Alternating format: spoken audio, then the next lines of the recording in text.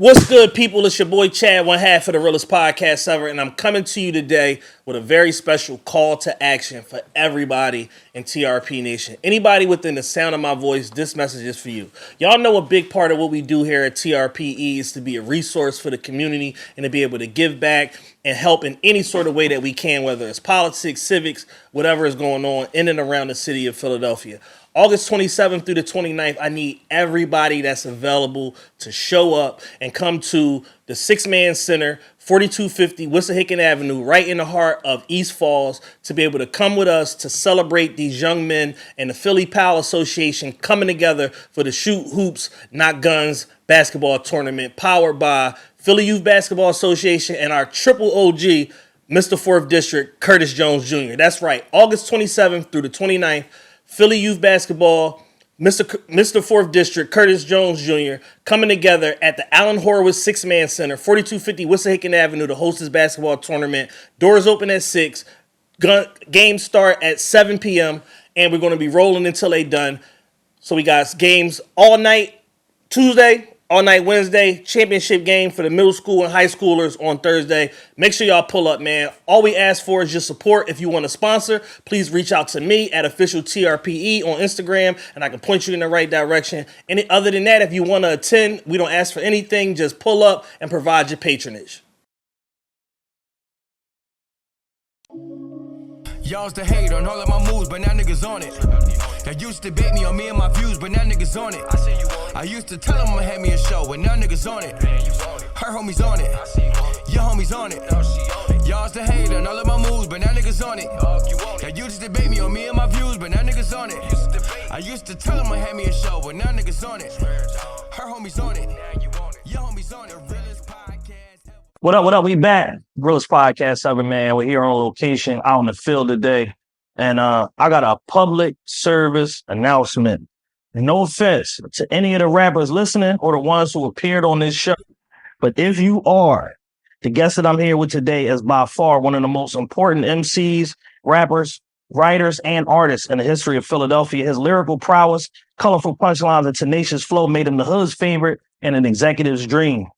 He was at the center of one of the most important rap collectors in Philadelphia history and a reason they experienced success in the mainstream and in the trenches of America. When it comes to Philadelphia rap Mount Rushmore, he solidified his spot at a young age with standout performances on classics like Dead Man Walking, Where I'm From, Is It My Style, and the entire Figures for Life project. By now, everybody should know who we talking to today. TRP Nation, it's a super duper special guest, man. Start clapping right now in your living rooms, in your offices, wherever you at, you in the car, for my friend, my big bro, and a certified legend, Spade O. My man. Listen, I didn't even know who you was talking about. My name, I thought it was somebody else. I'm like that. I said, damn, where that nigga at? He talking about? That's you, man. Appreciate it, man. You know, and the thing is about, you know, like lived experience when you in something and you just trying to hone your skills and like perfect your craft, you're not necessarily hearing the outside noise or understanding how much of an impact you making, Right. you know, in real time, man. But for somebody like you was all of our favorite, all my homies, you know what I'm saying? Everybody I grew up with, man. I remember, you know, I'm from Southwest, went to Central. I remember my man Jacal would come every 2 days. Yo, Spade and Dutch Spade got some new shit. Gil got some new shit. Lava got some new shit. He said, and we would come with our most wanted stories and, you know what I'm saying? Right. And all of that. And, you know, it was just a time where y'all excited the city in a different manner that we basically never seen before, because prior to y'all, the only real, you know, rap flow that we had was, you know, Will Smith, Jeb, Steady B, Cool C, stuff like that. But it had pretty much died down. And y'all ushered in a new era and basically set the blueprint for what, you know, Philly rap came to be known as, man. Well, I mean, you know, shout out to the Roots too, the legendary. Yeah, yes. And it was like a kind of a blueprint too for us. It was like how Ram Squad was like, they came from the projects and they built they ground swell from the streets. You know what I'm saying? Yeah. And we just, with the figures, we didn't even really know what we was doing. We was just going in there rapping and just doing stuff. And then we just started putting it out on foot and tape. I didn't even know we was putting out CDs. So one day somebody rolled by me playing, and I'm like, "Where you get that from?" "I got that for the rent through that jump in the area." I'm like, "What the fuck?" And I went down there and bought one of my own CDs. Like, what the fuck is that? And they like, "No, I've been doing this, that, and the third." I'm like, "Oh, all right." And then it just bubbled from there organically. Yeah. Before you even got into rap, like, what was your Philadelphia experience like coming up? I mean, I'm a typical kid from Philly. You got your ups, your downs. You learn. You play ball. You play football. You experience a little of this, a little of that. You get in the streets. You know what I mean. You deal with yourself up and down. But all in all, it formed you and it turned you into something different. When you walk into a room, it's different when you're from Philly. If you were different, you know what I'm saying? A different energy. Like when I walk into a room, I don't care if there's zillionaires in there. I'm in here. Right. You feel me? Yeah. That's what Philly do to you. Yeah, absolutely. Where did your passion for making music even come from? I mean, what my mom lived, I grew up in Nicetown, right there in Nicetown. Yeah. Stanton Park. Back in the day when I was a small kid, they used to have the DJs like Cash Money, Cosmic Kev, and all that. Like they had the old DJs coming up, plugging into the light pool, and they just used to be out there. And I just, you know, I'm a kid and I just used to just be around it, listening to it and watching it. And I'm like, damn. And then one day when first time I heard Rakim say, "I ain't no joke, I used to let the mic smoke," I said, I want to do this shit one time. Right. And I know when MTV rappers started seeing the videos, it's like, yo, these niggas look like the old age from around the way. I'm Right. like, yeah, this, you know, that's what's up. Yeah, this seemed like a dope job right here. Well, they got it doing this. Oh, God. Yeah. What steps did you take, you know, whether actively or passively, to kind of like foster your talent? To be honest, I kind of like hit the ground running with it, and I was around people that was more experienced when I first started rapping in Nicetown. With my guys, shout out to LT, my guys in Nicetown, and they taught me, like my man Dark, my man Zammy, Rob, like they showed me different little stuff, and just being, because they was already rapping and they was already in the group. Yeah. So just being around them, and I was like, damn, I just learned it. And one day I'm like, yo, look, I wrote something. And it was like, yo, that's good. I'm like, for real? They like, yeah, for real, that's good. Yeah. The same way I did that to them, Wallow came to me the same way. Like, Wallow was my, you know what I mean? Yeah. And he like, yo, Ace, I wrote a rap. I'm like, that shit good, but it's long. It's good. Well, yeah. But it's It's good. 64 bars, but 364, but it's good. You know what I mean? yeah. So yeah. What was your early recording process as far as like, you know, how you make music? You know, a big thing now, everybody talks about, you know, punching in and you know, freestyling versus writing and stuff like that. So what was your original recording process? And then how did you like refine it over time as you know, became Spade O? My recording process always been maybe punch in, punch out, not like line for line, because I'm a great freestyler. So a lot of your favorite raps, I don't write. Yeah. So it's like a lot of your favorite raps, I might have had 4 bars I came up with in my head, and then I'll just go from there. You know what I'm saying? I'll just go from the 4. And then I'm like, oh, keep the 4 after that 4, and then let me go from there. And a lot of my verses go like that. That's how it always was. And even back in the day, but it was a lot harder because you ain't had Pro Tools and all of that. You had crap. You might only have 4 tracks to work with and the beat on 2 of them. Right. You know what I'm saying? So you got to do the whole shit all the way through. I record some of my first Figgas stuff. Some of my first Figgas stuff we recorded at my man Peanut 2020 studios in his mom on the attic. You know, when you hear that thing, you say, my mom got to go to sleep. Right. That was the real joy. We was in there recording. His mom used to bang the joint with a broom. Like, yo, loud. But we had 1 track, so it'd be the mic, and all of us had just had to rap on 1 track, and then we got 1 track to do ad-lib. So we had to do the raps, the hook, and everything. You never know when you listen to them Figga mixtapes. Yeah. But that's what was going on in there. Yeah. Talk to me about the early days of Major Figgas. Like, what's in terms of not just, you know, y'all forming as a crew, but like what's going on in the city and in your neighborhood in particular? Well, I mean, everybody like had their own bop and their own belt amongst us. You feel what I'm saying? So it was like different. We was from different places, but we all kicked it, and everybody had their own things going on in their neighborhood. And it was like when we was coming up, it was like we just used to rally up. That was like our escape from all that. We'd rally up, go to the studio, we'll meet up on the Ocho with bumping them, or sometimes they'd come up Winnie Hockin or up Hansberry, or or we'd go down here, you know what I'm saying? That hot crib over Nango Street. Yeah. It was just like different places we'd meet up, and that was our escape. And that's when we first started really molding the group. And it was just like from us, you know, like they say, iron sharpens iron. Yeah. Like from being around each other, it made all of us better. Right. What do you remember most about like that first Cosmic Kev freestyle that all of y'all did together? Is you, Dutch, Beans, Philly's Most Wanted, Lava Don? Like, what do you remember about, I guess, like the build up to the night and then the reception after it happened? It wasn't no real like build up. It wasn't like a playing John. Yeah. Like I think we might have been out here out at Stevie G crib. We might have been out Southwest. We was all together somewhere. And they was like, yo, Cosmic Kev want y'all to come to the radio right now. It wasn't like we all was somewhere else and then we just got there because there was a few of the figures that was missing. Like Gil was missing, yeah. The few of the figures that wasn't there. And see, it was just like random. And we just got there. And it was just like, all right, these beats coming on. It wasn't like back then the come up show and all that stuff was live. It wasn't like pre-recorded. Right. Like the one lines was live. If you was trash, niggas called them like, yo, get dude off of there. Yeah. So it was live. There wasn't no starting over and editing it out and all that shit was live. So it gave you a certain energy when we was in there. It was I didn't know it was history. Right. I'm just like, yo, I got a chance to rap on the radio. Yeah. You feel what I'm saying? I didn't know what it was gonna be, what it was gonna be. The Figures for Life project is a very, very important project in the history of Philly. It basically set the tone for like what Philly rap would be for like the next decade. Right. From a collective standpoint, certain people got solo songs on there. Like it's basically structured in the manner of like a compilation album, but everybody got to shine. Right.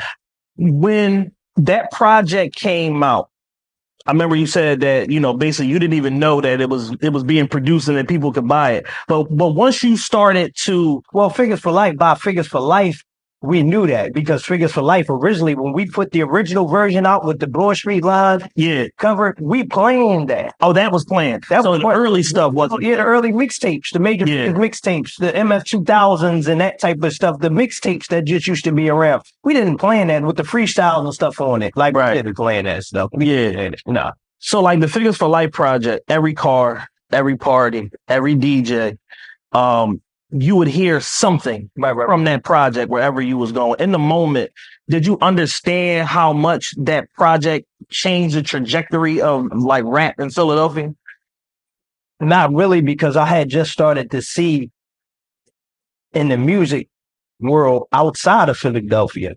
Like before that started to move, my music career was in a bubble right here in Philadelphia. So I just had started getting exposed to being an industry stuff in LA, New York, this different parts of the country as an artist. I had been out there as a nigga, just out there doing stuff, but I hadn't been out there as an artist. So as I got to experience those things as an artist, it helped me grow. You know what I mean? Yeah. Within Major Figgas, like I said, it's a collective. You got Bump, you got yourself, you got Spade, you got Dutch, which became Dutch and Spade. You got Lava Don, who was one of the most important and prolific ghostwriters. What you mean? Quality control. Still in the history of hip hop. You got, you got Gil, multiple major deals, Swab House, Cash Money. For sure. And, still super successful to this day. Within all of that, how do you and Dutch form a group to become Dutch and Spade? That was like random. Like that wasn't like, you know what I mean? Dutch is a little younger than me, so me and Dutch didn't hang together and none of that type of stuff. They were just random. Like one time we was rapping and we used to have ciphers and then me and him just went, I rapped and he rapped and most of them were like, yo, y'all two sound good together. Yeah. Like me and Dutch never made those songs together before then. We went to Justice and rap for Un and we got a deal. Me and Dutch never made one song together before that point. Right. Had never made a song together. Yeah. Never. We went to Justice, a beat and played a beat. Dutch just said some hook shit. I rapped some shit. He rapped some shit. And The lawyer called tomorrow morning, like, yo, y'all got a deal from such and such. Right. Like, it wasn't no, we in justice, eating food. Like, we here thinking in there with his family trying, we buzzing with some rapper shit, like some real, like, I don't crush room. Right. Like, it was some real shit like that. Yeah. And that nigga was like, yo, I'm ready to leave right now. He's like, meet me at this office. We went around the corner. He had an office around the corner from the office. He's like, all right, put the beat on. We rapped, and he was like, all right, stop it. He's like, y'all niggas, all right. The next day they called, like, yo, y'all got a contract. We're like, oh, all right. Yeah. I'm like, Talk to the people about that era of every rap you got in your head is your demo tape. for sure. And you gotta have that shit locked in, have almost like a routine, and be able to recite all of your shit verbatim, because you might run into Jay-Z or Puff or Suge Knight or whoever the fuck, and you got to show and prove. Listen, it's a mentality. By that point, when we started doing that, we was trained assassins. Yeah. We came and we meant business. Like Clark Kent used to take us to, oh, what's the name of them over there? Come on, y'all. They think they can rap better than y'all. Come on. Because nobody had ever heard nobody from Philly rap like us. And niggas thought only niggas from New York could rap like that. Yeah. And Clark Kent was so proud to have somebody else. Like, these niggas think they shit. I got some other niggas. Yeah. I got some niggas for y'all. Yeah. And you know what I mean? We used to be like, yo, come on. What y'all doing today? Come on. Take us here. Take us there. Sometimes it be Gil and Lava. Sometimes it's me and Dutch. Sometimes it's me and Gil. Sometimes it's me and Lava and Dutch and Lava bumping Gil. Like, it would just be random. They'd call, yo, we got to shoot up New York. Well, we may not have no real plan, but they'd be like, yo, what's the name? Come on. I got a session with such and such. Come through, y'all. Yeah. Like, whoever was the hottest up and coming niggas from New York or whatever, Clark calling us up there, yo, such and such up here. Who do you remember bumping into in them type of scenarios? Like people that ultimately either had a buzz or became somebody. Everybody. Like that era, like we was in the studios with Ja Rule and Dragon. This is Rough Riders at his peak. Yeah. And to this day, we got a great relationship with all of them. You know what I'm saying? This was Jay bubbling. People don't know Jay really took off with Hard Knock Life. Yes. We was around then. You know what I'm saying? And it was like that experience to be able to be around these guys. Like we'd go to the studio, we go in the studios with everybody. Right. Like, I mean, literally when I say everybody, I mean everybody. And most of them guys, that's where a lot of my relationships with them started from back then. Right. The collective of Major Figgas got offered a bunch of different deals. Everybody on earth wanted to sign y'all. Warner Brothers, Def Jam, Rockefeller, whatever. It's rumored that basically the deal that became state property was originally for 3 entities: Major Figgas, Beanie Sigel, and Philly's Most Wanted.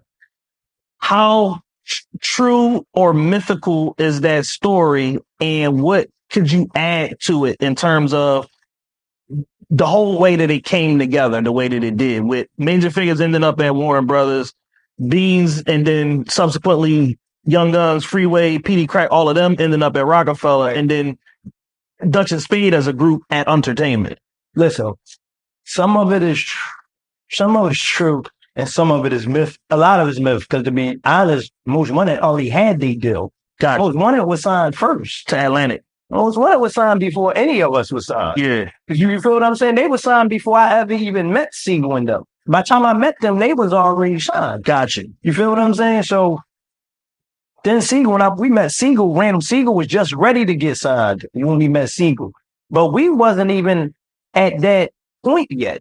We wasn't even there. We were still putting out the MF, you know what I'm saying? We was doing our own MF thing. We wasn't even thinking like that. Right. And then once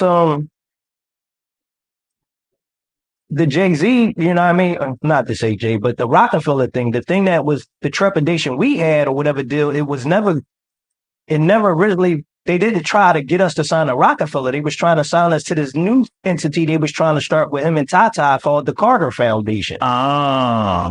So it's like a subsidiary of Rockefeller. And that was kind of where we had a little trepidation, like, but me knowing the business now, it was the right move, because this is what, you know what I'm saying? This was the play, you know, for Jay to start his man off. You know what I'm saying? Us to pop. Well, we would have still got the same. I never forget.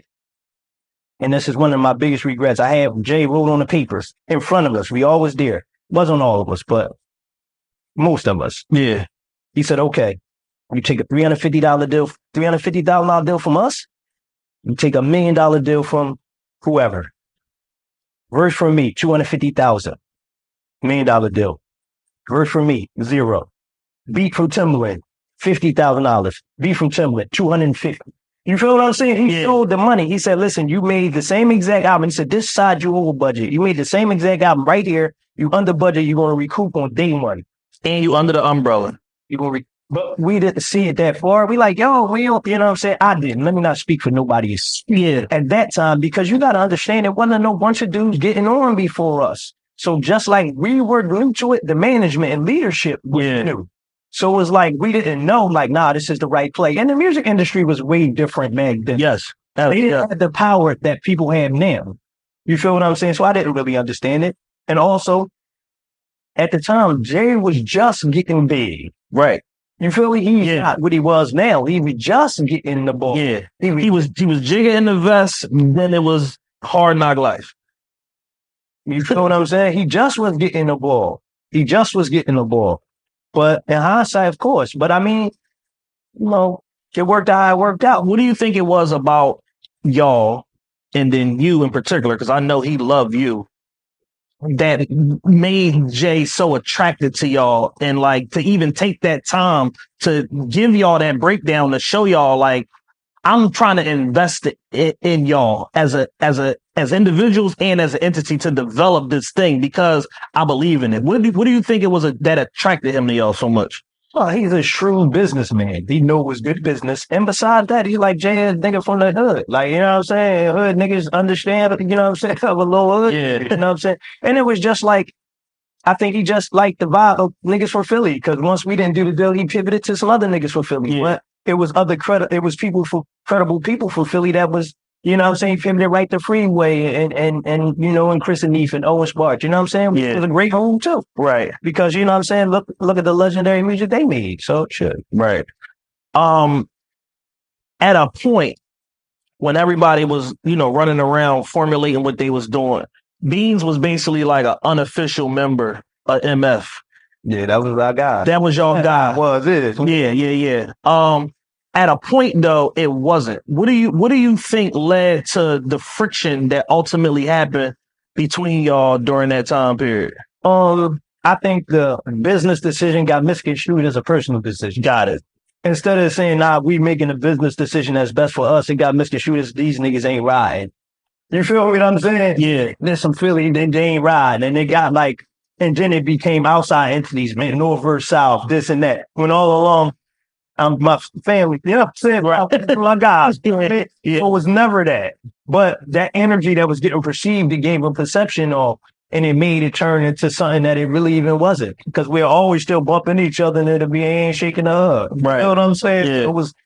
It was never really volatile like that. Not to me. Yeah. Because, you know what I'm saying? Me and Mac had a different respect for each other. Right. You know what I mean? Certain niggas had different conversations and different respect for certain niggas. And I was, you know what I'm saying? Because I like be on the corner of SB, make up your enough down there on A block. Right. You know what I'm saying? It just was like that. And it was just, I don't know. It just, you know, in hindsight, you know what I'm saying? That's one of the biggest regrets. I'm like, damn, man, because it was an easier way. We could have easily fixed it. Yeah. And it was some things that happened when we had conversations and we did kind of fix it, and then some other weird shit have happened. Right. It was like, damn, that's crazy. Because at one point we was going to do the powerhouse. We had met up, squashed everything. Yo, we were scheduled to do powerhouse. Y'all scheduled to do powerhouse. Single, we all going to do a set. We going to come out. We going to hit Philly, let it know squash, and let the whole city know. Somebody calls Helen Little and say, Major Figgas and State Property going to squash the beef live on stage. Rumor has it that Jay called and said, yo, you put them niggas on stage, we ain't performing. Helen Little called us and say, yo, Major Figgas, y'all off.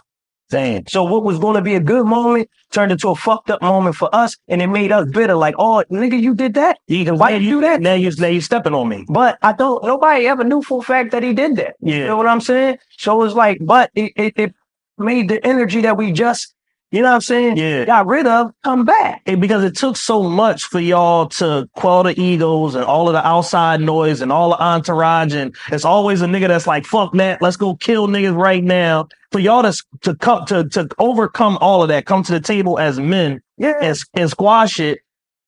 and said we're going to create a moment for the city because we needed that shit. But it wasn't like a million. It was a few of us. We was there, and it's like, y'all niggas is here.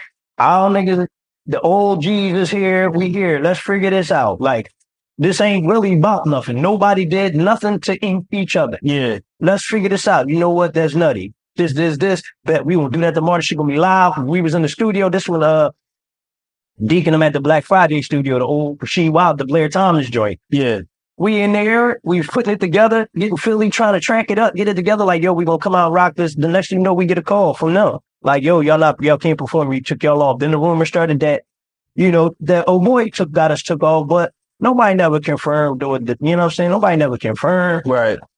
But it was just like, you know what I mean? It brought that sour bitterness back. You know what I'm saying? It was just, Yeah. What's good, people? It's your boy Chad, one half of the realest podcast ever, and I'm coming to you today with an exclusive offer only for TRP Nation. Shh, don't tell nobody. From our advertising partner, MyBookie, to kick off football season. MyBookie is giving you a super aggressive, unprecedented deposit match up to 50% of whatever you put out, up to $1,000. That's right. What does that mean? You put down $2,000 of your own money. MyBookie's going to match you, give you $1,000 of free money to be able to gamble with. That's yours, that you'll be able to access immediately as soon as you make your first deposit. Go right now, use our special offer, bit.ly/join with TRPE. It's case sensitive, so make sure you capitalize the TRPE to get this legendary offer. And if that link is too hard to follow, go to mybookie.ag. And when you check out, just use my promo code TRPE to be able to claim your $1,000 on your 50% deposit match for football season. Brought to you by the good folks at TRPE and MyBookie. The entertainment experience. Right. When entertainment was formed, y'all, Charlie Baltimore, Cameron. Right. That was the trinity, the foundation to entertainment. Right. In a 2024 lens, looking back at that situation, what was great about it? What was bad about it? What could have been improved? And what do you think ultimately stopped y'all from taking off the way that y'all were supposed to? What was great about it is taught us good. You know what I'm saying? Treated us well.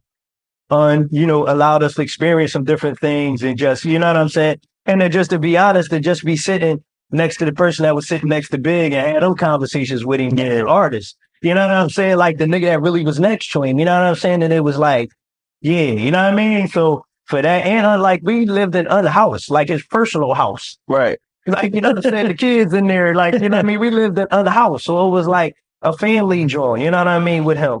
What was bad about it, it was just like, I think it was kind of sinking ship already. Got it. Because is so loyal to you. He don't give a fuck if it take 90 million to make your album, he gonna do it. Right. He got the budget. Override.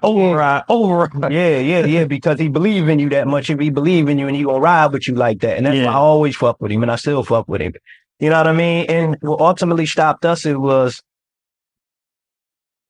I think, because I still think we had a great album. Like if you listen to the Dutch Spade album, which I'm sure you probably heard, we had a great album. Yeah, for sure. We would have went. But it was just the politics of what went on with the personal stuff with him and oh boy and that whole thing. And it was just like we went from he got dropped, the label got dropped from Sony, right? From Sony. They kept Cam, they dropped everybody else. You get the situation on Interscope with us. But I don't know if that was a backdoor. You know what I mean? Don't do that to old boy. I'll give you a little deal, but they never do no shit. They never gonna get behind this shit. You know what I mean? Right. And then by that time, to be brutally honest, my personal life spiraling. You know what I'm saying? I'm out here doing everything. I'm running around. I'm getting in shit. I'm doing shit. You know what I'm saying? Yeah. My personal life is spiraling at the same time. All that stuff is spiraling. So that is the reason, the ultimate reason. The ultimate reason is my own self. You know what I mean? Yeah. Y'all, as far as like respect level, because of y'all being in them ciphers and, MF 2000 and Figures for Life and, Dead Man Walking and all of this, all of this work that y'all was putting in.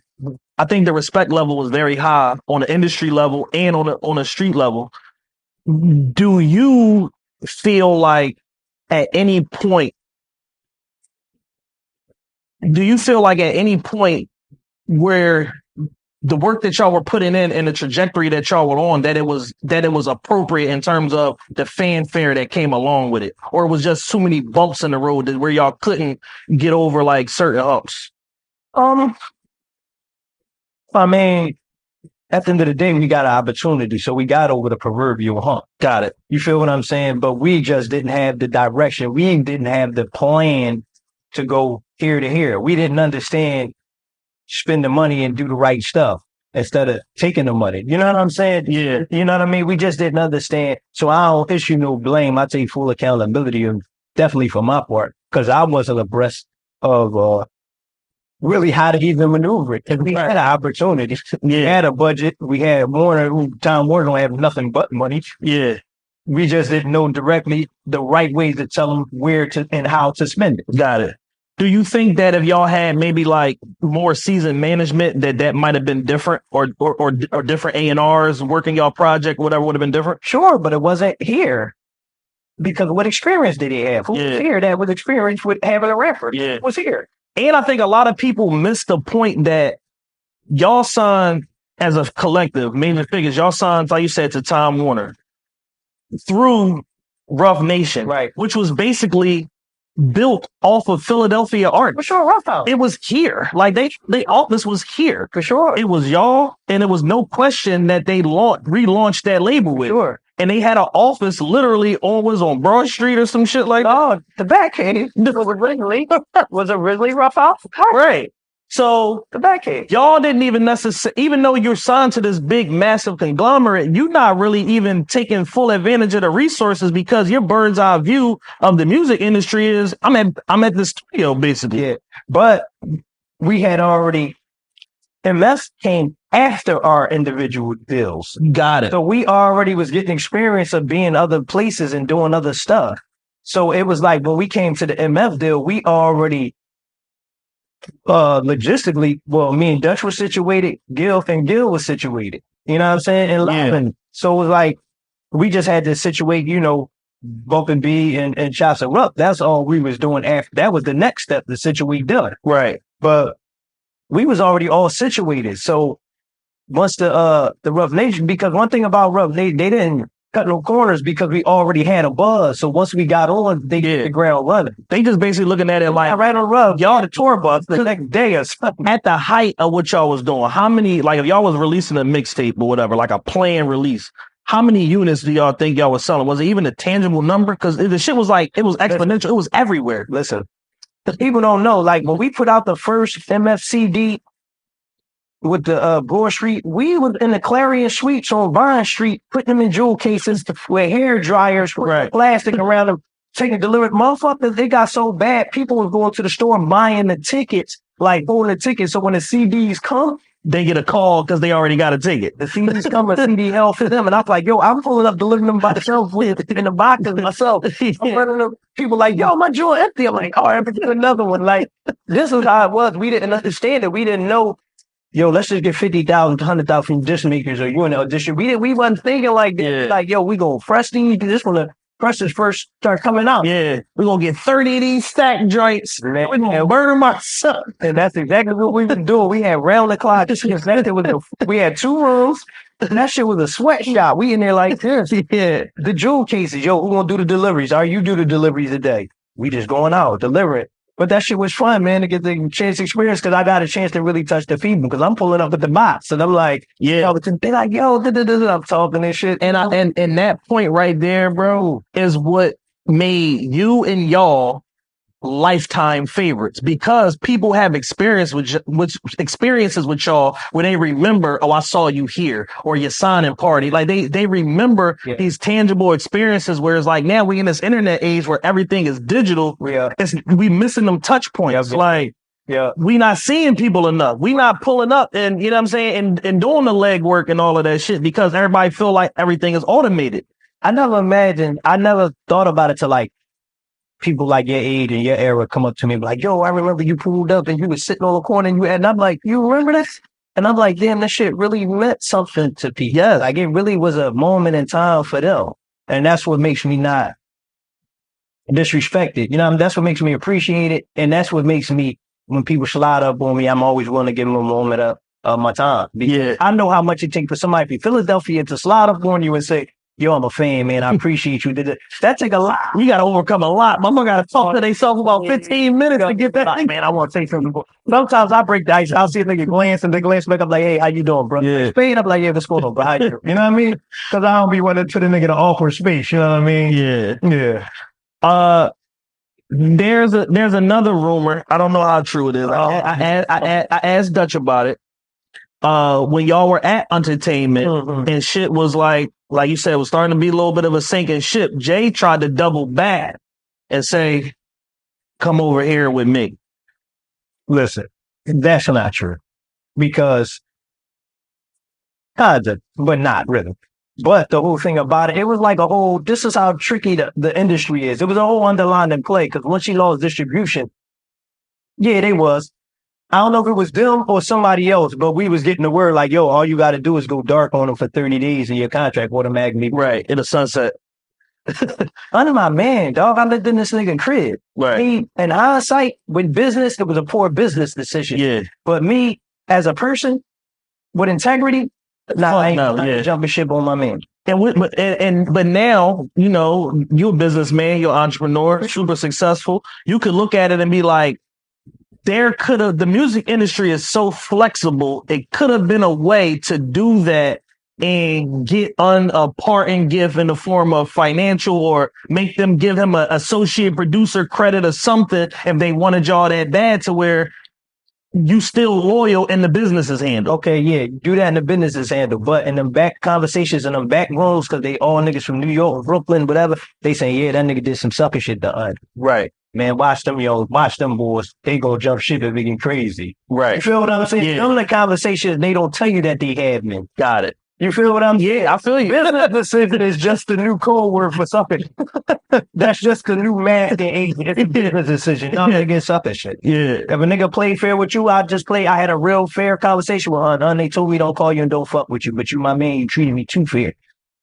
You got a little bit of time, find us son. Yeah. And he did. I'm with you. Right. You know what I'm saying? Yeah. Yeah, I wasn't tripping. When the Interscope situation came about for y'all, did you feel like y'all was a priority over there? Or was it just kind of like somebody did, on this big man, somebody did him a favor and set y'all up over there? I thought it was a head unbe quiet joint. You know what I'm saying? Yeah. In the back of my head. But to be quite frankly, shit going on in my life, I needed the money. You know what I'm saying? Yeah. It was like, yo, but I always knew it was a hush joint. You know what I'm saying? I never really felt like, but one thing about it, the people when they sat down with us, you know what I'm saying, and they really treated us well. I can't discount that, but it was just like that. Definitely my life, my shit spiraled. And you know what I mean? I ain't gonna blame them. I wouldn't have stood next to me at that time, but I never thought we would get in a fair shake. It was always like because I had to go over there and sit. I don't like to be name dropped, but we had to go over there and have a whole conversation with Steve Styles. We was at Interscope because we didn't have in our contract. And that's one thing I was always mad at for. He didn't put in our contract that we could do Major Figgas. And that always was a stipulation to us. Yes. Because Major Figgas was the thing to me. That was the hub. That was it. This group shit, I ain't playing this. Yeah. You get what I'm saying? I didn't play in this group shit.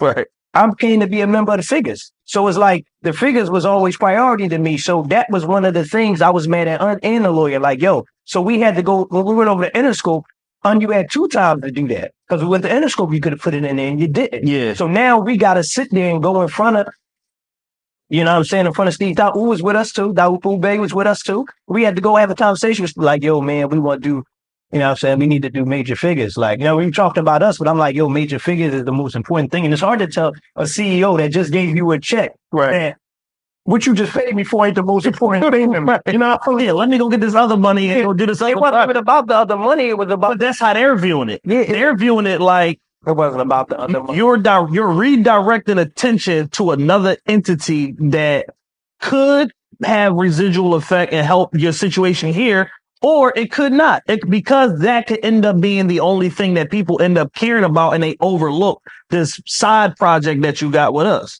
My whole reality was they don't have to work for you. Why would you think that way? Right. You know what I'm saying? And if they're promoting Major Figgas, you should be promoting Dutch and Spade at the same time. They have to be individual. Yeah, they should, as a business person, they should be looking at it from do it every time. Conglomerate, Baby and Gotti work together with Doug. Exactly. You know what I'm saying? You can be a conglomerate and make this stuff work. They should be looking at it from an audience share and a market share perspective and saying, I'm getting XYZ amount of free marketing dollars for this thing that I have exclusive rights to, this intellectual property, this group. Right. And I'm going to double down on that with my own marketing dollars to make it bigger so that when they do the Dutch and Spade album, it's a moment now. And to some people, you're always going to be the two guys from Major Figgas. Right? Yeah. Like to some people, that's just the reality. The Major Figgas is always going to be the thing to them. Right. So it's like, why you ain't no need to fight that? It's a battle you can't win. Shit. Yeah. That's what I thought. I mean, I ain't a genius. So once everything ended up, kind of falling apart, with the entertainment, Interscope situation and all of that, what is going on in your personal life and what's going on in your music life around that time period? I mean, music ain't really no thing. Like, you know what I'm saying? I'm out here now. I'm running around and they kind of had to dust me off because when we started going back with the Cash Money, when we started fucking with Baby and them, they kind of had to reel me back in like, yo, we going Baby and I'm trying to do, because I'm like, man, nigga, shit going on. Yeah. I can't even be sitting around in no studio. You know what I mean? Shit going on. Right.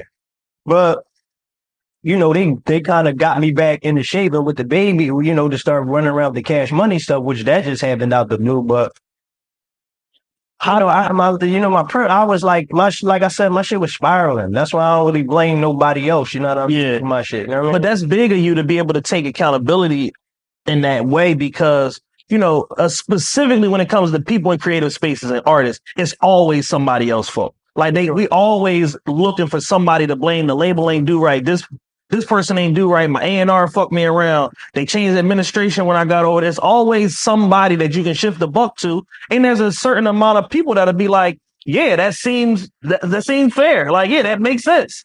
Because we be in love with the artist and the art so much, we'll absolve them of whatever responsibility they have on why shit ain't go right. Real rap. My grandma used to say, man, blame is like hair. It's enough for everybody. You know what I'm saying? So you get, you know what I mean? There's always enough blame to go around, but you got to take your accountability in your part. You know what I'm saying? And what my part was, you know what I'm saying? Right. Because me,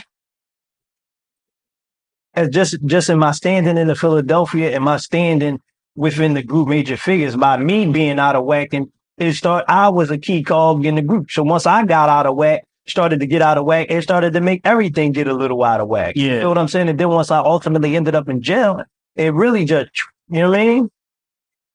What's the timeline between the Cash Money conversations, them trying to, dust you off, get you back to being Spade O from being, what you was being in the street, right? And the situation that ultimately landed you in jail? What's the timeline between the two of them? Timeline. All that stuff going on around the same time.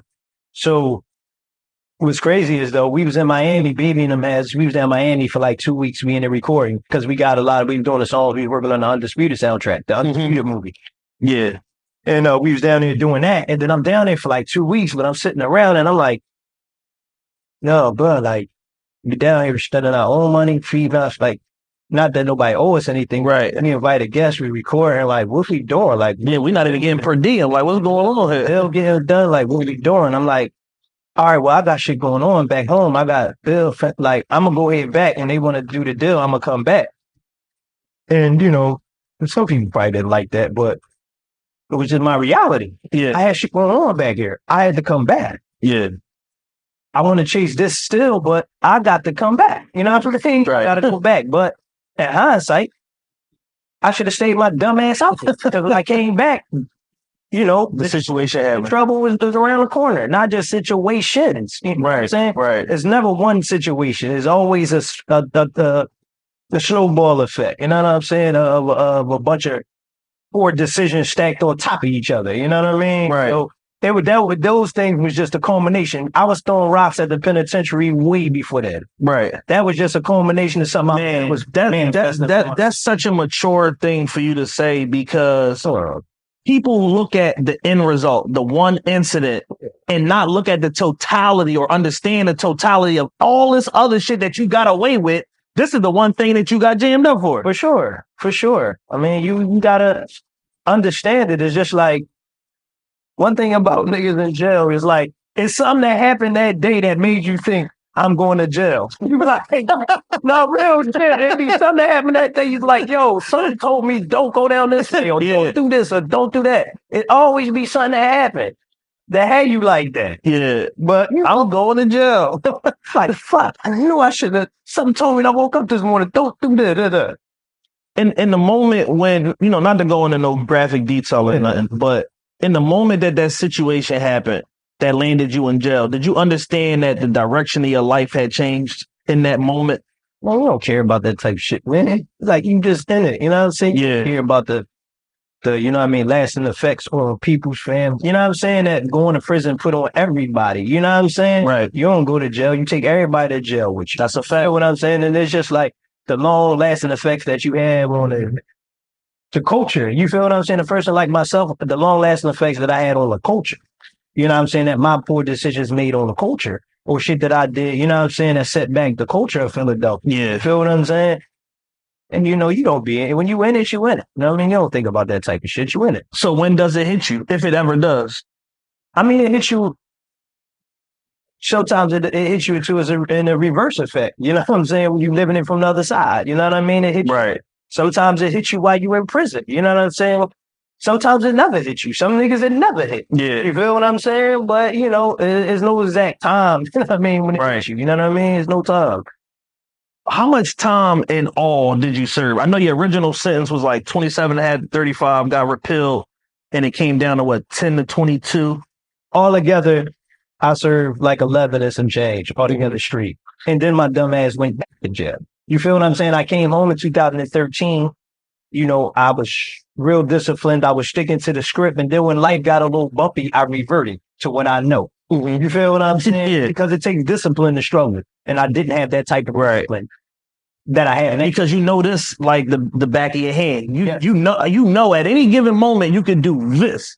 And my name gold out here. Right. So I can pull up on anybody anywhere and say, yo, I'm around. And they gonna bend the block for me. Mm-hmm. And it was just like I ended up getting myself locked back up. You feel me? And I'm in the county 13 months.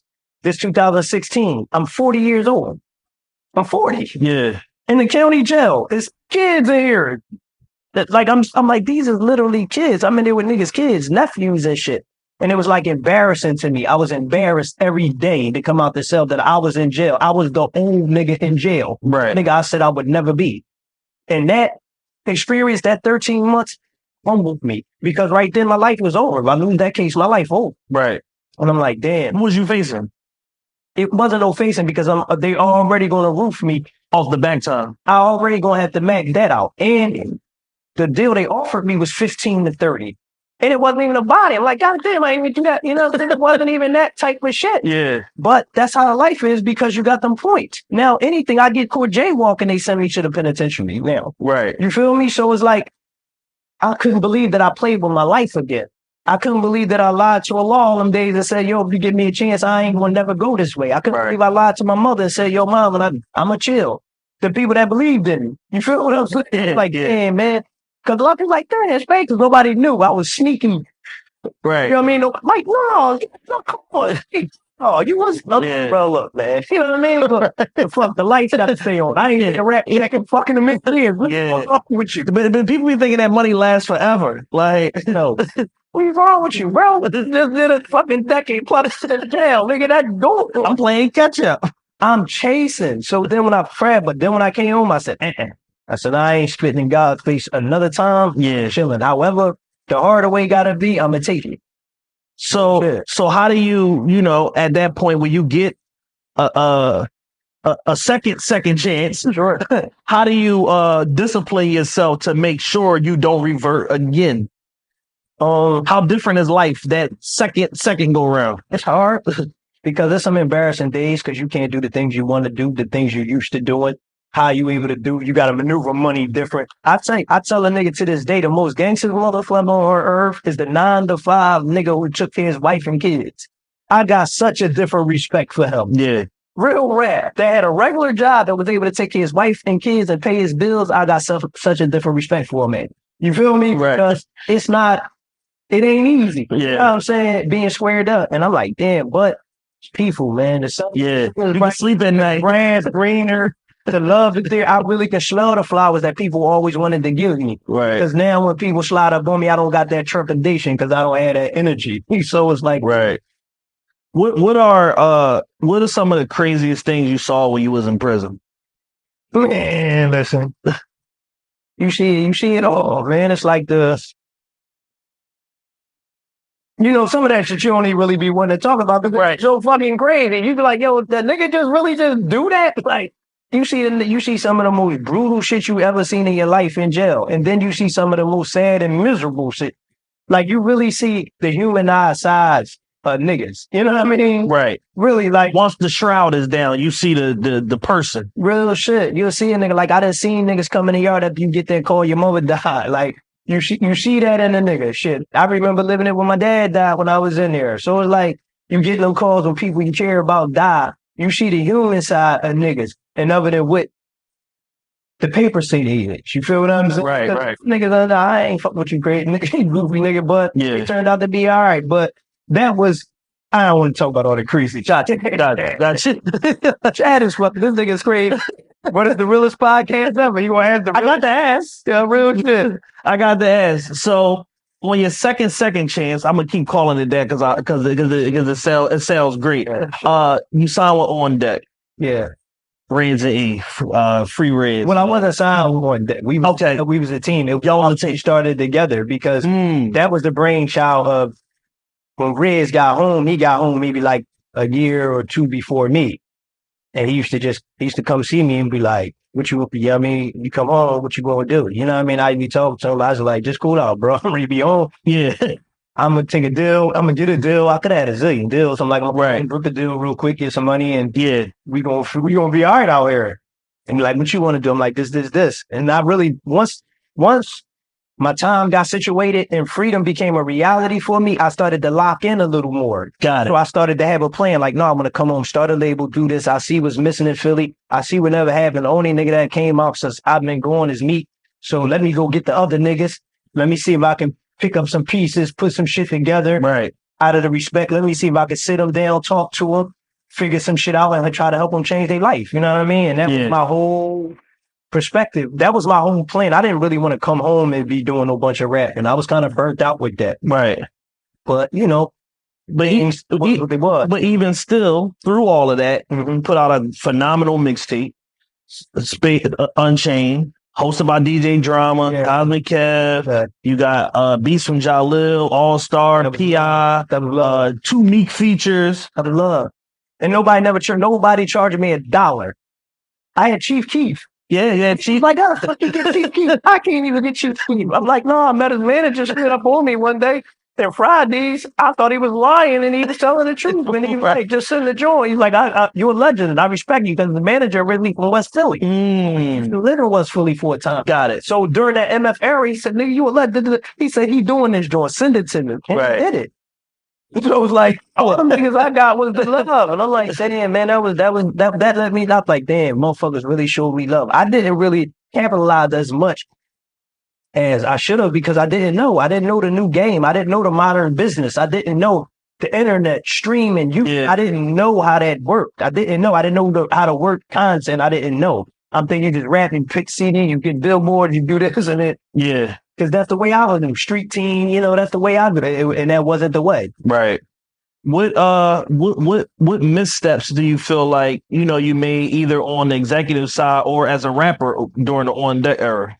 I think the missteps I made preceded that. I should have educated myself more. I was sitting in jail for forever. Yeah. There's no excuse. I should have knew everything, the ins and outs, the digital age. I should have been locked all the way in. You know what I'm saying? I should have been locked all in. That's the genius of Low. Low was locked all the way in. So he was able to hit the ground running. Right. Locked all the way in with all aspects of that avenue. And I should have locked myself in a little better. So it was my fault. Yeah. What caused like the end of On Deck? Because it was like y'all was doing everything. Right. You, Quilly, City, Y'all had the studio, y'all had, you know what I'm saying? Y'all had operations. I was at the time doing events, with Reds, with, helping the brand, the on deck thing and all of that stuff, booking a ton of different artists and using that as a way to elevate the label and stuff like that. What do you feel like? Because I just looked up one day and it just wasn't no more on deck.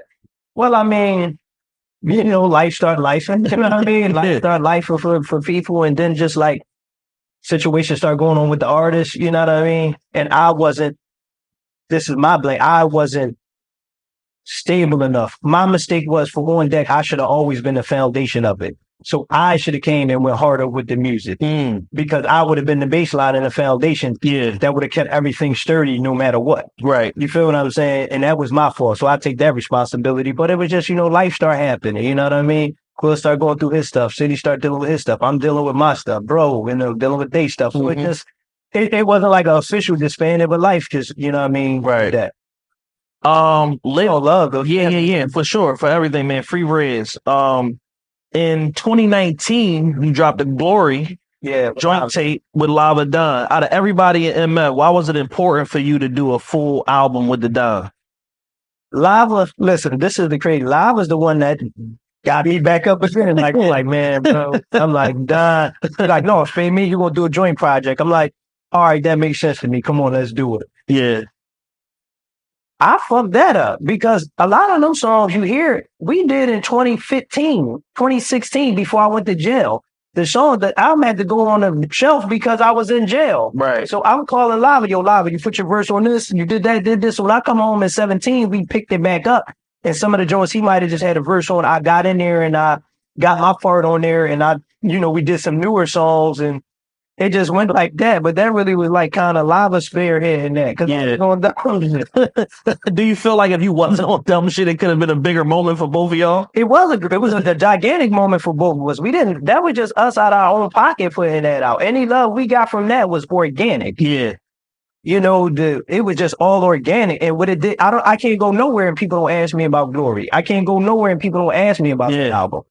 And plus Lava was like my favorite artist in Philly. Like my favorite rapper from Philly, Lava. So to work with him, I'm like, man, I get to work with my favorite guy. Right. And he make me up my game. Yeah. What about talk to me about the Don real quick, man. What makes him your favorite artist and what makes him that go-to guy for so many people in the industry? What is it about Lava?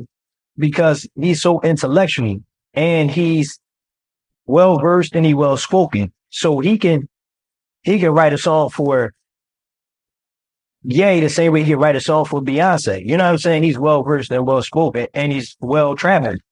And he's just like a good guy. You know what I'm saying? Like, I had to feel like Lava's like the oldest one and Lava was like the one we would talk. Like, he was like the voice of reason. Right. You know what I'm saying? It's like, yo, Lava, if Lava said you on that shit, you on that shit. Yeah, you a nut. Lava is going to keep it 1,000. Yeah. Lava's gonna be honest. When I'm on dumb shit, Lava come, hey yo, man, hey Slade, man, what's up with you, man? Like Lava really, you know what I'm saying? He was always that guy for all of us. Yeah. So when it comes to making the music, it's like when writing and all of that, Lava's he's like a genius. When I hear him rap, I'm like, the way he puts the words together, the complex, you know what I mean? Entendres he used, like Lava be on some shit. You know what I mean? Some people complex for him. Right. So they don't get it. But I'm like, nah, dude just said this.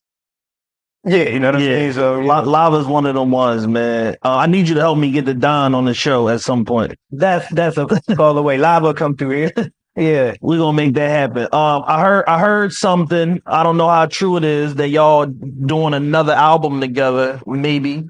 No. We it's just about done. We just touching it up, finishing it this time because Lava, be away. You know what I'm saying? Yeah, can too. You know what I mean? And I be doing stuff. So sometimes our time be.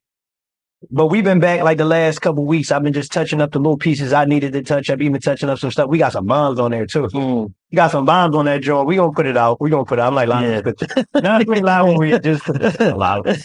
Gonna do. Y'all got a working title yet for the project? Glorified. Okay. Yeah, Glorified. Yeah. I love it. So bringing us up to, I guess now present day. Yeah. What's your take on everything that's going on in Philly right now that seems to be a byproduct of our young rappers taking like the drill route and that being like the main thing that kind of like Philly rap is known for right now in 2024? Well, I mean, it's not only known for that. You feel me? Because it's like, we think that's what Philly known for, but to the real world, Philly is Tierra Whack. Philly is Philly is Uzi. Philly is to the world. Yeah. So Philly is that. To the world, it ain't that. Got it. Because not one of those guys from Philly has blown up. Right. So to the world, it ain't that. Yeah. Until one of them blow up, like Dirk did, or Chief Keef, right, then it'll be that. But it's just to us is that. Got it. YBC Duel passed yesterday. Basically on like the heels of him doing an interview the days before, whatever, it came out the day before. And now there's all of this like fallout, you know, from that. People are blaming the media people that interviewed him. People are, you know, bringing up the fact that, you know, the whole thing with the grave situation and all of that. If we had to compartmentalize this, the fallout from this, who's more responsible? Him for like telling these stories and making his situation so hot the way that it was, or is it a journalistic responsibility for them to not be so willing to tell, like, you know, and illuminate these negative stories? Listen, not just him. All of these platforms and all of these people and artists that go in there and do these things, both of them are complicit and not mutually exclusive. You feel what I'm saying? You're both complicit. Yeah. Whatever said, they ask you a question, you got a choice to answer it however you choose to answer. Right. And then if they say some unsavory things that may cause something, you got a responsibility. If you feel like that could turn into that, you cannot put it out. Exactly. Edit it out. You can shelf it. So it's like everybody is mutually responsible. And it's just like, man, that's just not even him. You know what I'm saying? To all of the youth and to everybody, like, cool out. Yeah. You know what I'm saying? Like, everybody's like, life is short out here. And y'all out here playing with life like you won't get a restart at this shit. You're not getting a remake or a restart at this shit. Do you think this might be the wake-up call that a lot of the youth need to basically pivot and realize, like, this shit only end one of two ways? We done seen it play out. I'm 41. You how old else, man? I'm 48. You 48. So it's like we've lived enough life to know the shit only play out one of two ways. Right. Dead in jail. Well, very few people beat the streets when you're basically your career is inciting violence. Yeah. Well, I mean, it's like, what's the alternative? You feel what I'm saying? Because a lot of talking at people. Y'all need to. What's the alternative? Yeah. That's what's the resolution? We know what's going on. We know how it's going. Like, what are we going to do about it? We got to give them an alternative. We say, young boy, stop doing this. They going to say, well, what I'm supposed to do? Right. Like, what's your answer? You need the second answer to the test. Yeah. You ain't got the second answer to the test. Like, don't really go at them with that energy. Yes, you can go at them as an elder and say, look, man, you might need to cool out. Before, stop doing that, stop doing that, stop. Like, if you ain't got no alternative for them, leave them alone. Leave them alone. Right. But, like I said, man, cool out. Cool out. Yeah. Who are some of your favorite artists right now, whether it be local or just national in general in the rap game? Who do you like? I like D-Lo. I think we all like D-Lo, man. I like D-Lo got that shit moving. He like Skilla Baby. I like all the dudes from Detroit. I like what they got going on. Of course, from Philly, I love Core. I like a lot. I like Amir Ali. KP, like I like a lot of guys. KP, I don't like to skip over guys. There's so many. Kwani, Leaf, I love all of them. Yeah. Like, there's so many dope artists from Philadelphia. Like Kid with the Gift, like it's so many. I could run down 50 or 60 that I listen to, and I honestly listen to them. Right. Because I enjoy their music. But Core right now, like Core got the one. Core got it right now. Core made one of the best albums, period, this year. Not regardless of them being from here. Yeah, just period. That was as good as any artist that came up this year. Bar none. Before we started recording, and I asked you this, you mentioned Baby Money, and that let me know that you really tapped in with that. I'm a Detroit music. Yeah, Baby Money, my guy. Baby Money is fire, man. Yeah, Baby Money, my guy. Listen, man, I My nephew, Fat Boy, put me on with them. He's like, yo, listen, I might be drove to the crib and start putting videos. I'm like, who this? He's like, such and such. And then I'll start listening to him. Yeah. That's how, you know, the young boys and the youth is how I stay abreast to what's going on out here, what's current and what's active. You know what I mean? Plus, I spend a lot of time trying to mentor them and talk to them. Like, cool out. Yeah. Yeah. What makes you, want to be so active in that way? Where it's like, you're making your presence and your wisdom available to the youth like that. Because men our age and that of our ilk and we got a responsibility back to the community. What are you doing? Running around being 45, 50-year-old gangsters? Yeah. Like, at what point, 45, 50-year-old teenager? At what point do you turn a leaf and say, damn, this was going on is crazy. We got to figure this out. And I'm not saying in a police type of way. I'm just saying, like, they people respect you. Yeah. So, young boy, pull out. If it's something that you can resolve on that level, you got a responsibility to try to do it.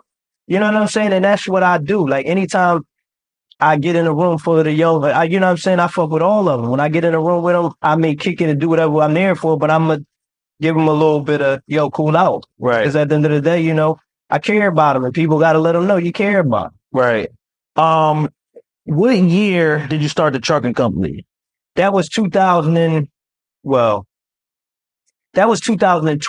2020. When I came home in 2017, I went and got the CDL and started working for the truck company. That's when I really got into it. Got it. That's when I got into it. So from getting your CDL to becoming an owner, owner, operator, CEO in your own right, what made you make that transition to say and to understand that there was more money on the other side and how to effectively run the business? Well, it was trial and error. I learned. I was fortunate enough to have some friends that helped me out that was more abreast in it, that was a little further along than me, that was doing it for a little while. Yeah. It gave me some game, and I still learned trial and error. And then I just was fortunate enough to catch a good contract, you know what I'm saying? A good steady contract, which don't happen for everybody. Yeah. You know, so I don't tell everybody just jump and go. You know what I'm saying? I don't pretend to be no trucking guru or none of that type of shit. Right. Because trust me, it get bumpy out here. It get bad, you know what I'm saying? So, yeah, a lot of people, it's good to see how you navigated that, because a lot of people, overextended themselves through the pandemic. You lose lines of credit, whatever, bought a bunch of trucks, stuff like that, got stuck up there. A lot of businesses, and just ultimately didn't have the infrastructure or them dedicated contracts and stuff to be able to fulfill the business. Now they got a truck sitting in Nashville somewhere that's not getting used, and you still, that bill and that insurance still due every month. Well, it's the hardest part that, the key to any trucking or any company is a good workforce. You know what I'm saying? And the good workforce is you're as good as your workforce. You're as good as the labor that you can get. Yeah. And if you can't get people to occupy them truck seats, they liabilities. They no longer assets. They liability. They bills. Yeah. Get off that shit. Sell it. Yeah. Get off this. That's my advice. Get off that shit. Right. Don't get married to it. Pivot. Do something else. Businesses fail. You can pivot and come back to another business. Don't be scared to fail. Everybody Instagram is they highlight film. You know what I mean? They ain't showing you they low lights. Don't be ashamed to fail and come back. It happens. Is there any other, entrepreneurial ventures or lines of business that you're passionate about that you might be developing? Well, my passion now is nonprofit and community, and I love that, man. Getting the resources, and I'm just really about now. I want to dedicate myself to the people that they forgot that they don't think matter. You know what I'm saying? Yeah. People re-entering the system. Like, they citizens again now. We need to do shit. Yeah. The young boys that's in there, hey, most of these young boys is going home. Like, what's the plan for them? Right. What we going to divert them to? Why can I go in any juvenile, state, or federal correctional institution and learn HVAC, plumbing, electrician, but I can't go in any high school and get any of these skills? Yeah. We got to fix this. Absolutely. You know what I'm saying? We got to fix this. That's the reason why it's potholes on every street and bridge falling apart, because you told all this for 30 years, you were telling us we had to go to college. It's like, how you don't have a workforce to fix the infrastructure in your country. Yep. Pretty much every line of, any type of manual labor line of work, when you look city to city to city, they're all understaffed. Because they old. Yeah. Because for 30 years, they told to be successful, you had to go to college. Yeah. So people don't have skilled labor, wasn't the cool thing. Yeah, we de-emphasize trades, and now we paying for that shit. And now you talking about you want the immigrants to be here. We don't have nobody else to do the job. American kids don't know how to do that shit. They want to be TikTokers and YouTubers. Not that there's nothing wrong with that. But nothing wrong with that. But you can do both. You can do both. You can do both. You can do both. I'm saying we need them. The average kid don't know you can make a master plumber and a brain surgeon make around the same money. Yeah. At this point in lifetime in America. Real rap. The average kid don't know that. So you got to tell them that and let them know it's cool to go to school and do that. You don't got to be that. And you can YouTube that. You feel what I'm saying? Like, yo, like that's my thing now. That's my path to get that message. Because if I change, you can't change the people to change their mindset and their way of thinking, bro. Right? And it start from the youth. The old motherfuckers set in their ways. Let them go ahead. They cooked already. They got all the brains. And the few that want to listen, I catch them at their humblest moments and I try to tell them. And I try to help them. Like, I got some resources from people that I work with and things I do in the city and with the people I know, and I try to help guys out if I can help them. You know what I mean? Yeah. But you know the thing, I be focusing on the youth, man. Juvenile Justice Center, just out and about in the streets. I'm out here. You know what I mean? I'm out here. Anything else, man, you want to share with the people before I let you go, man? I know you gotta get out of here. Listen, I genuinely appreciate the love I get from people. They don't know how much it picks me up some days when I'm down and somebody comes like, Spade, man, you don't know that, like, that shit picks me up some days. Yeah. Some days that's what picked me up when I'm having a rough day. So I just want to let everybody that's watching the realest podcast ever, I'm one of the realest niggas ever. And I'm just in history. I'm saying some of the realest shit ever. Like, I appreciate all y'all. You know what I mean? Man, yeah. I just got so much respect for you, bro. You know what I'm saying? We, you know. Yeah, you already know. You already know. yeah. Allegedly. Allegedly, man. I super appreciate you, your wisdom, your time, man. Appreciate you. You're my guy. You already know. You already know. Thanks for having me, bro. The realest podcast ever. Spade O. That's a wrap, man. We out of here.